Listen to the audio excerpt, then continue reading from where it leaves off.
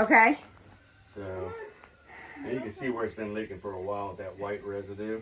Okay. So, I don't know if that's something John would, I don't have anything 1.5 inches that would fit that. Okay. And will that cause a problem? No. It just was just a lack of a waste of water. We could just replace the fitting when we get a chance. Yeah. Yeah, and I would just reduce it down here to 1 inch because it's already reduced at the tank tee. To 1 inch. So what's... to 1 inch. So, yeah. I mean, you can get a 1.5 inch reducer. Reducer by 1 and just put a piece in there. Okay, 1.5 inch by 1 inch reducer, and then just put it straight in. Okay. Yep.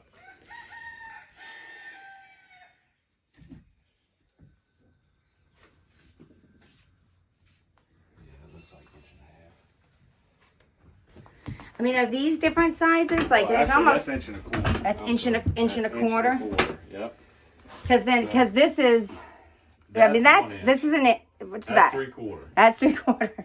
Jeez. These two are, I don't have my eyes on, so yeah, turn you're... that off for now until we get it up and running and adjusted. But this is coming in from Do you want me to well. turn everything off?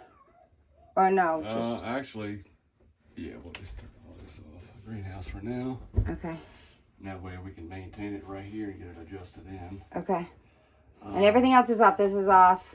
This is off. Yep. And now greenhouse, I don't know, main house, I guess that's an M. Yep.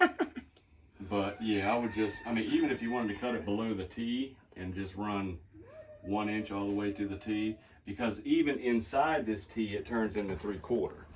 Okay. So you're actually only getting 7/8 coming through your line up into 1.25 inch line.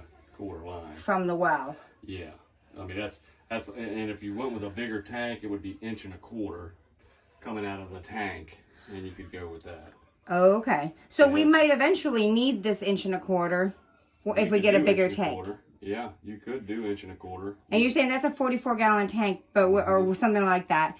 But you would recommend a 50 or 100? I would go with a 52 or a 54-gallon tank. Okay.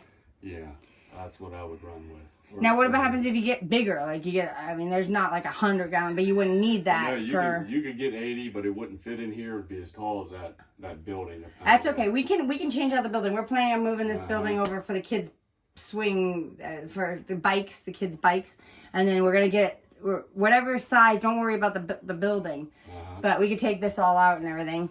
Yeah, I mean, that's what I would do. I mean, you'd get an 80 even for 1.5 horsepower for this farm. Yeah. Oh, I would most definitely do an 80 because that will save your pump.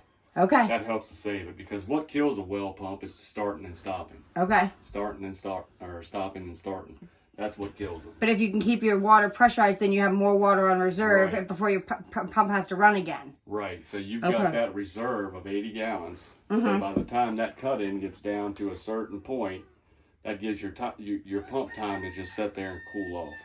Even though it's in water, it still gets warm.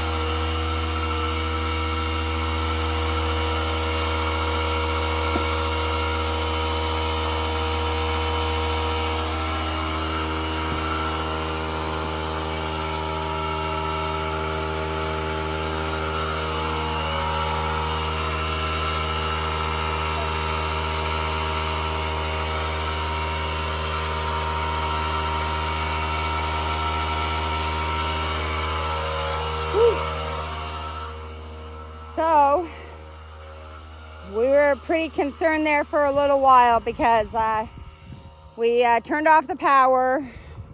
Or he, I mean, I say we, it's like the Queen's we, right? You know, I'm not doing anything. So he put in the new compressors, that's what we're calling them. There's the controller and then there's the compressors.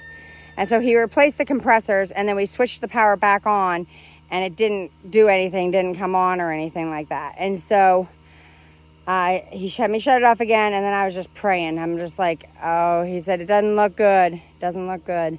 I'm like, oh, geez, I know it's going to be thousands of dollars.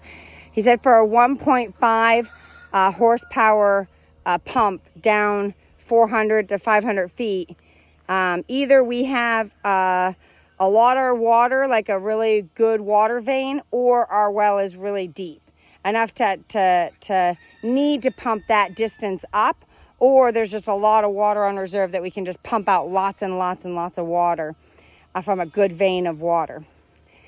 So, but a pump puller is like, probably as much as the materials. So the materials are like $1,000, then the pump puller would probably be similar. So a couple $1,000s. So I'm just praying. And then he said, okay, the last test is if the controllers, the compressors failed, then I'll hit the reset. And if it resets it, then it was the compressors.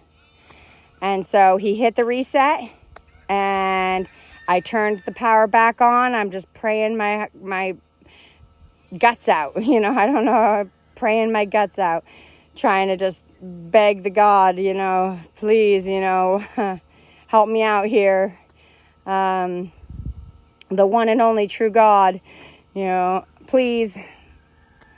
But, if I only had one wish, I would wish my husband to be home. I'd go without water for the rest of my life, drinking out of puddles. Anyway, I don't have to think about that. My husband's not here. Dwayne's helping us out. Dean's here. And when we hit the main power breaker on, things started to move. The water started to move, and we were just praying, and it started building up pressure. And so he's, talking about a bigger tank. And so, so that we don't burn out our pump, so it isn't that much, and we need to start saving money for a new pump because eventually it will burn out. Just over time. We have a well, so he's pressurizing the tank now to 28 psi, which is the pressure that tank, requires for 30-50 switch. But actually now he's probably doing it more because now we have a 40-60 switch because that's what he put in. So I'll have to ask him. I think it 2 less than what the amount is, so it's 58. So it'd be 58 psi. And so then after that, he's saying we need to switch to an 80 pressure tank. And that will reduce the amount that our pump is running. So, and that's 1 1/4 inch line. We'll be able to, work on this farm. And so, oh my word, just keep praying. We're doing it. We're getting it done. And he's a blessing, and we're going to, pay him and appreciate him and tell Sarah thank you. Thank you, Sarah, for sending your husband out. This family is such a blessing to the community. I hope everyone realizes how Ozark, plumbing is a blessing to Alton.